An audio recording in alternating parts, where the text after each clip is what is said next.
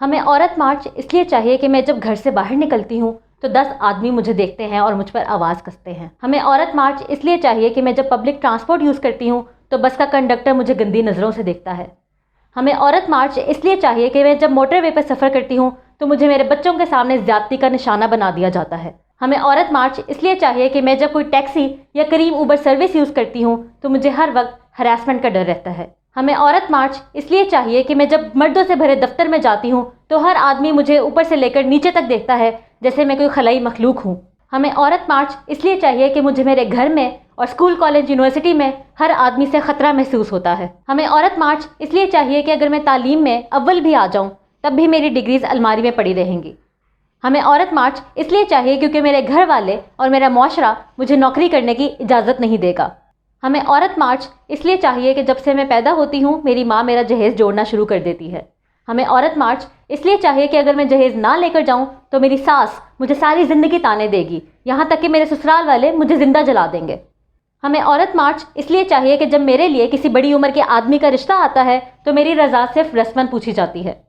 ہمیں عورت مارچ اس لیے چاہیے کہ جب میرا نکاح ہوتا ہے تو مجھے نکاح نامہ دکھایا بھی نہیں جاتا، یہاں تک کہ عورتوں کو دیے گئے تمام حقوق نکاح نامے سے کاٹ دیے جاتے ہیں۔ ہمیں عورت مارچ اس لیے چاہیے کہ میں اگر اپنی پسند سے شادی کرنا چاہوں تو مجھے غیرت کے نام پر قتل کر دیا جاتا ہے۔ ہمیں عورت مارچ اس لیے چاہیے کہ شادی کے بعد بھی مجھے میرے جسم پر کوئی حق نہیں رہتا۔ ہمیں عورت مارچ اس لیے چاہیے کہ شادی کے بعد جب میرا شوہر مجھ پر ظلم کرتا ہے، مجھ پر ہاتھ اٹھاتا ہے تو میں اس کو کچھ نہیں کہہ سکتی کیونکہ میری ماں نے رخصتی کے وقت مجھے کہا تھا کہ اب اپنے شوہر کے گھر سے مر کر ہی نکلنا۔ ہمیں عورت مارچ اس لیے چاہیے کہ شادی کے بعد مجھ پر بیٹا پیدا کرنے کا دباؤ ڈالا جاتا ہے۔ ہمیں عورت مارچ اس لیے چاہیے کہ اگر میری بیٹی پیدا ہو جائے تو اسے کوئی اپنانے کو تیار نہیں ہوتا کہ بیٹیاں تو بوجھ ہوتی ہیں۔ ہمیں عورت مارچ اس لیے چاہیے کہ میرے اندر اتنی وقت ہو یا نہ ہو، بیٹی کی خاطر مجھے بار بار بچہ پیدا کرنے پر مجبور کیا جاتا ہے، چاہے اس سلسلے میں میری جان ہی کیوں نہ نکل جائے۔ ہمیں عورت مارچ اس لیے چاہیے کہ اگر میں ہمت کر کے طلاق لے بھی لوں تو معاشرہ ہر قدم پر میرے لیے مشکلات کھڑی کرتا ہے۔ ہمیں عورت مارچ اس لیے چاہیے کہ مجھے میرے حقوق کے بارے میں نہیں بتایا جاتا۔ ہمیں عورت مارچ اس لیے چاہیے کہ مجھے عورت ہونے کی وجہ سے ظلم، زیادتی اور تفریق کا نشانہ بنایا جاتا ہے۔